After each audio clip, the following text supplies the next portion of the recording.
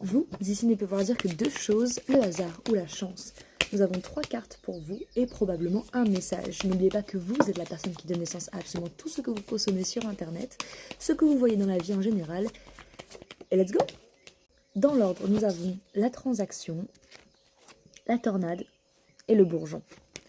Alors, premièrement, la transaction représente ce qu'on donne, ce que l'on reçoit.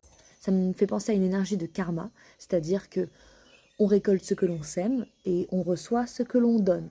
La tornade peut représenter un chamboulement dans votre manière justement de donner ou de recevoir ou de percevoir les énergies qui contribuent à ce monde. La manière dont vous donnez et la manière dont vous recevez.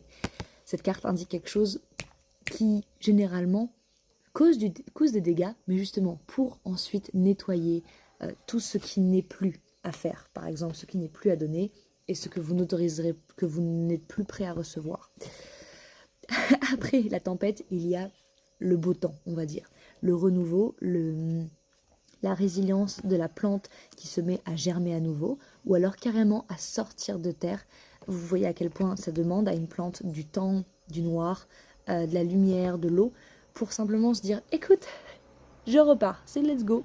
Donc autrement dit, peu importe ce que vous avez vécu dans ce que vous avez reçu de la vie, ce que vous avez récolté de vos propres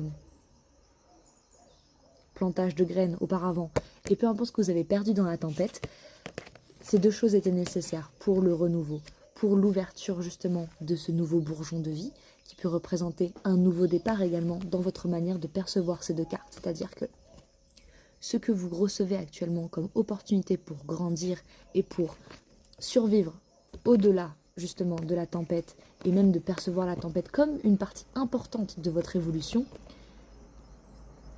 J'ai oublié comment j'ai commencé la phrase. C'est le moment d'accepter les choses qui sont présentes devant vous comme étant la meilleure opportunité pour vous de grandir et de renaître, puisque vous aurez toujours à donner et à recevoir dans ce monde. C'est littéralement une règle dont on ne peut pas échapper. Et la fin de quelque chose ou quelque chose d'inattendu qui bouleverse les choses comme elles étaient, et c'est également une partie très importante du cycle naturel des choses. On va prendre une dernière carte pour clôturer ce message, et ce sera le serpent.